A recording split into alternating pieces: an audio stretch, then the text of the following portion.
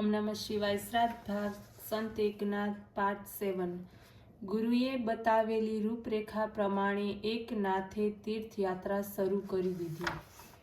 ઘણા વર્ષો વીત્યા પણ નાથ પાછો નહીં આવ્યો. તેની દાદા દાદીને ઘણી ચિંતા થવા લાગી. બંને હવે વૃદ્ધ થયા હતા. નાથ મળશે કે નહીં એ પછી તેને જોયા વગર જ જગત છોડવું પડશે. આવી અભદ્ર ચિંતા બંનેના અંતઃકરણોને કોરી ખાતી હતી. દિવસે દિવસે દ્રષ્ટિ પણ ઓછી થવા લાગી. વૃદ્ધાસ્થાને કારણે શરીર પણ કૃશ થતા હતા. દાદા મંદિરે જતા હતા. નવા યાત્રિકોને નાથના ખબર પૂછતા, મારા એક નાથને તમે જોયો? તમને તે રસ્તામાં ક્યાંય મળ્યો કે? સામેથી નકારમાં જવાબ મળતા ઉદાસ થઈ પાછા ઘેર ફરતા. આ તેમનો રોજનો ક્રમ હતો. એક દિવસ ચક્રપાણી એક વડના ઝાડ નીચે બેઠા હતા. સાંજનો સમય હતો. વડ ઉપર પક્ષીઓનો કિલકિલાટ થતો હતો. ચક્રપાણી આમ તેમ જોતા હતા. એટલામાં નાના એકનાથને ભણાવનાર પંડિતજી ગામ તરફ આવતા દેખાયા. ચક્રપાણી ભાન ભૂલીને દોડ્યા અને કહ્યું, પંડિતજી, આટલા દિવસ ક્યાં હતા? તીર્થયાત્રા કરવા ગયો હતો. ક્યારે આવ્યા? હમણાં જ આવ્યો. તમે આપણા આવ્યા, પણ મારો નાથ ક્યાં છે? એટલે કપાળ તમારું શું થયું તે તો કહો ચક્રપાણી. જૂઠું ઢોંગી, પણ આમ તમારું ભલું નહીં થાય હો. પંડિતજી ગભરાઈ ગયા. ચક્રપાણી શું બોલે છે તેની તેમને ખબર જ ન પડી. ચક્રપાણીએ ફરીથી કહ્યું, તમે જ મારા હોશિયાર પૌત્રને લઈ ગયા છો. શું કહો છો ચક્રપાણી? મને કંઈ ખબર જ નથી. જે સાચું તે છે તે જ કહું છું. બોલો, મારો નાથ ક્યાં છે? ચક્રપાણી, કંઈ ગેરસમજ થઈ છે. એક નાથ મારી જોડે આવ્યો જ નથી. સોગંદ ખાઓ, મારી કુલ સ્વામિનીના સોગંદ. મેં એક નાથને જોયો નથી અને તે ક્યાં ગયો છે તે પણ મને ખબર નથી. તમે સાચું કહો છો? હવે શું કહું તો તમને સાચું લાગશે, પણ તે ક્યાં ગયો? તમે ગયા તે જ દિવસે તે લાપતા થયો છે. આ એક ચમત્કારિક યોગાનું યોગ છે. મને થયું કે તે તમારી સાથે જ ગયો છે. હું તો તીર્થયાત્રા કરવા ગયો હતો, પણ હા, હવે મને સમજાયું. હું ગયો તેના આગલા દિવસે તે મને જનાર્દન સ્વામી વિશે પણ પૂછતો હતો. જનાર્દન સ્વામી કોણ? મહાન સત્પુરુષ. ક્યાં રહે છે? દેવગિરી ઉપર, અહીંથી ઘણે લાંબે. તો શું એકનાથ ત્યાં ગયો હશે? શક્ય છે. હવે આટલે લાંબે તો કોણ જોવા જશે? વૃદ્ધની આંખમાંથી આંસુ સરી પડ્યા. હું જઈશ ચક્રપાણી, હું જઈશ. ખરેખર બોલતા બોલતા વૃદ્ધનું શરીર કંપી ઉઠ્યું. તમે તેને મોટો કર્યો અને મેં મારી પાસે હતી તે વિદ્યા આપી. તે તમારો પૌત્ર અને મારો માનસપુત્ર. એના સિવાય મારું બીજું કોણ છે? હવે એકનાથના સમાચાર લાવ્યા સિવાય મોઢું નહીં બતાવું. પણ તમે તો હમણાં તીર્થયાત્રા કરીને આવ્યા છો, થોડા દિવસ વિશ્રાંતિ લઈને. તમે મારી ચિંતા ન કરો. હવે એકનાથનો પતો લગાડ્યા વગર મારા જીવને વિશ્રાંતિ નહીં મળે. જાઓ, હું તમને ના પણ કેવી રીતે પાડું? ભગવાન તમને યશ આપે. દીર્ઘાયુષી થાઓ. પંડિતજી ચક્રપાણીને નમસ્કાર કરી દેવગિરીને રસ્તે પડ્યા. 2-3 મહિના બાદ પંડિતજી પાછા ફર્યા. ચક્રપાણીને ઘેર ગયા તો તેમણે પૂછ્યું, એકનાથની શી ખબર? એકનાથ તીર્થયાત્રા કરવા ગયો છે. તે પોતાની મેળે જ પેઠણ ચાલતો ચાલતો આવશે એમ ગુરુદેવે કહ્યું છે. તે આવે તો તેને આ પત્ર આપવાનો છે. તેમાં ગુરુ આજ્ઞા છે અને એકનાથ જરૂર પાડશે. ગુરુએ આપેલો પત્ર ચક્રપાણીએ માથે ચડાવ્યો અને ત્વરાથી વાંચ્યો. વાંચીને આંખમાં આનંદરાશુ આવ્યા. તે પત્રને પ્રાણ કરતાં પણ વધારે સંભાળ રાખીને એકનાથના આવવાની રાહ જોવા લાગ્યા. એક તરફ ગુરુનો પત્ર પેઠણ પહોંચ્યો અને બીજી તરફ જ્ઞાન ભક્તિનો ઝંડો લઈને એકનાથ કર્મયોગ કરતા કરતા તીર્થયાત્રા કરતા હતા. ઋષિકેશ, વૃંદાવન, મથુરા, દ્વારકા વગેરે સ્થળોએ ફરતા ફરતા જેમ સુવાસની દિશામાં ભ્રમર દોડે છે તેમ અંતરની ઉર્મિથી એકનાથના પગલાં માતૃભૂમિ તરફ વળ્યા. આટલો દીર્ઘકાળ તીર્થયાત્રા કરી હવે માતૃભૂમિને ભેટીએ એમ તેમને લાગ્યું. કોઈ ઠેકાણે 1 દિવસ 2 દિવસ કે 5 દિવસ પસાર કરીને યાત્રા કરતાં કરતાં તેમણે પૈઠણની દિશા પકડી. ઋતુરાજ વસંત આવી અને ગઈ. તાંડવ નૃત્યુ કરીને ગ્રીષ્મ ઋતુ પણ ગઈ. વર્ષા, શરદ, હેમંત, શિશિર, નિરનિરાળી ઋતુઓ ગઈ. હવે પાનખર ઋતુ આવી. કળીઓ ખીલતી હતી અને ફૂલો પણ ખીલીને કરમાઈ જઈ ખરી પડતા હતા. એકનાથ આ નિસર્ગને નિહાળતા નિહાળતા તીર્થયાત્રા કરતા હતા. એકનાથને થયું, જગતમાં શાશ્વત કંઈ જ નથી. આજે ખીલેલું ફૂલ કાલે કરમાઈ જાય છે અને જગતમાં સુખની સાથે દુઃખ પણ છે. સુખ પણ ખરું નથી અને દુઃખ પણ ખરું નથી. સત્ય કેવળ પરમેશ્વર છે, તે શાશ્વત છે, ચિરંતન છે. પ્રવાસમાં એકનાથનું આવું ચિંતન ચાલતું હતું.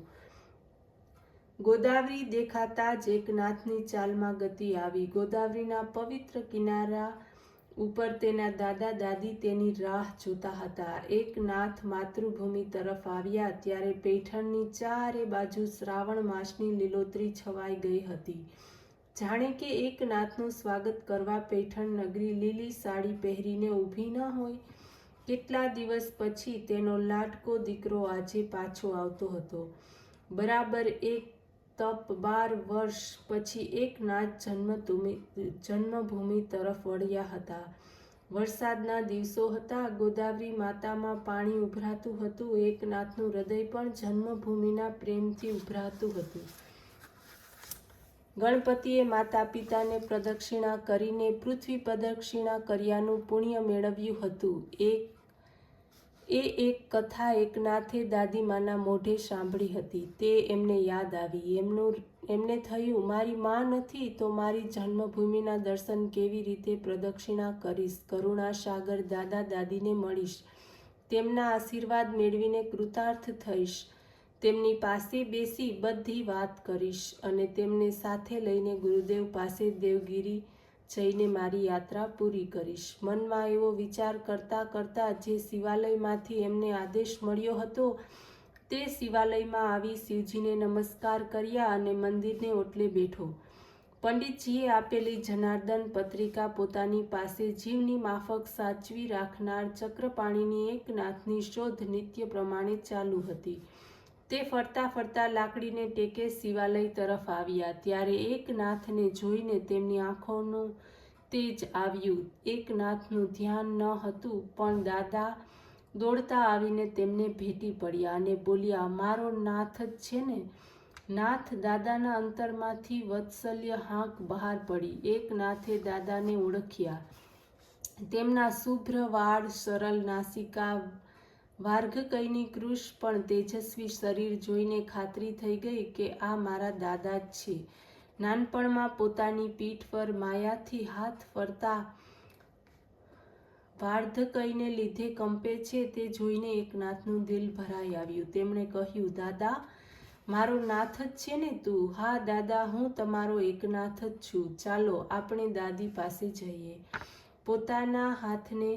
પોતાના નાથને ભેટતા જ મારા આખા શરીરની હાથ ફૂટત તો બહુ સારું થાત એમ દાદાને લાગ્યું. દાદા પૌત્રને મિલાપ જોઈને સમસ્ત વાતાવરણ આનંદિત થયું. ઘર ઘરમાં દીવા થતા હતા. ઘેર પાછી આવતી ગાય ભેંસની ગાળામાંની ઘંટડીઓ રણકતી હતી. એકનાથ પાછા આવ્યા તેના સમાચાર ઘેર ઘેર પ્રસરી ગયા અને તેમને જોવા માટે ઘેર ઘેરથી માણસો ઉમટ્યા. 12 વર્ષના વહાણા વયા પછી મળેલા પૌત્રને પ્રેમાળ દાદા દાદી પૂછતા હતા, નાથ મારા જેવા વૃદ્ધને છોડીને ચાલ્યો ગયો તે શું મારાથી રિસાયો હતો?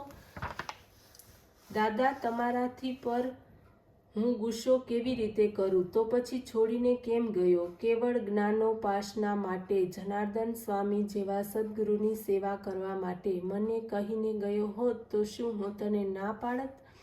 હવે તમે તેવું કહો છો પણ તમે મને તમારાથી આઘો કરી શક્યા ન હોત. સાચું છે દીકરા, એ સાચું જ છે.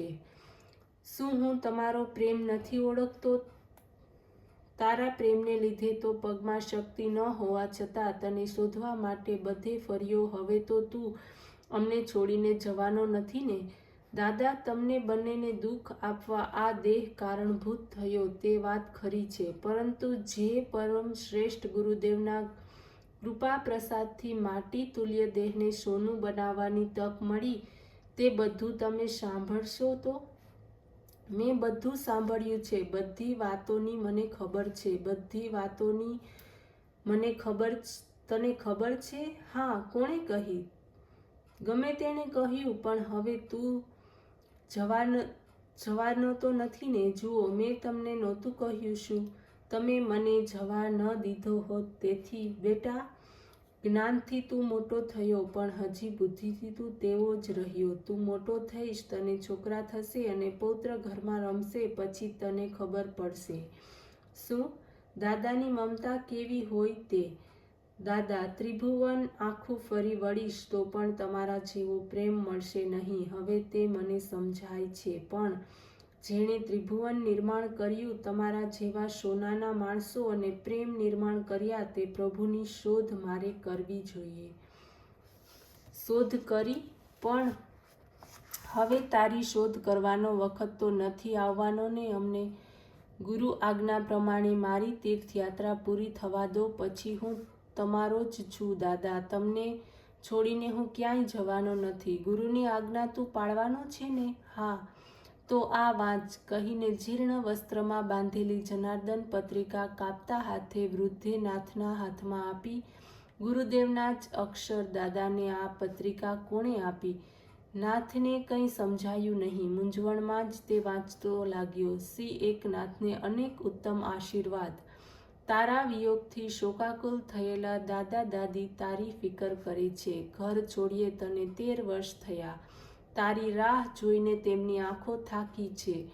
વાર્ધક્યમાં તારા સિવાય તેમનું બીજું કોઈ નથી. તું જ તેમની લાકડી થા અને તેમને આધાર આપ. તેમની સેવા કરવી એ જ તારો પરમ ધર્મ છે. હવે આગળ તીર્થયાત્રા કરવા ન જઈશ. તેમની સેવા એ જ તારી તીર્થયાત્રા છે. તેથી આ પત્રિકા તું જ્યાં વાંચે ત્યાં તીર્થયાત્રા પૂરી કરજે. તારા દાદા દાદીને નિરંતર સંતોષ આપજે. જનાર્દન દેશપાંડે, મું દૌલતાબાદ, દેવગિરી. અશ્રુથી ભીંજાયેલી તે ગુરુપત્રિકા નાથે હૃદય સાથે છાપી. તેના મનમાં હતું તે જ ગુરુએ તેના હૃદયમાં રેડ્યું. આ પત્રિકા એટલે ગુરુનો પ્રત્યક્ષ મિલાપ. ગુરુ આજ્ઞાથી એકનાથ પેઠણમાં સ્થિર થયા. ચક્રપાણીને અત્યંત આનંદ થયો. તેમણે એકનાથના હાથે દેવઘરમાં દીવો પ્રગટાવ્યો અને દાદા પૌત્ર ભગવાનને નમસ્કાર કરે છે એટલામાં દાદીએ જમવા માટે હાંક મારી. ચક્રપાણીના ઘરમાં વર્ષો પછી આજે આનંદનું સામ્રાજ્ય નાચવા લાગ્યું.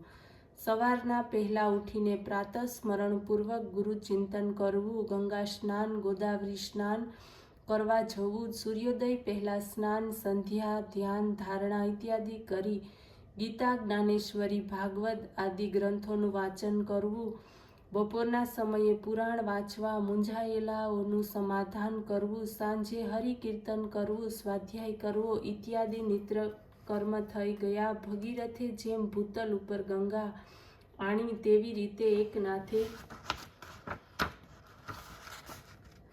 પેઠણમાં ભક્તિ ગંગા આણી. ઓમ નમઃ શિવાય.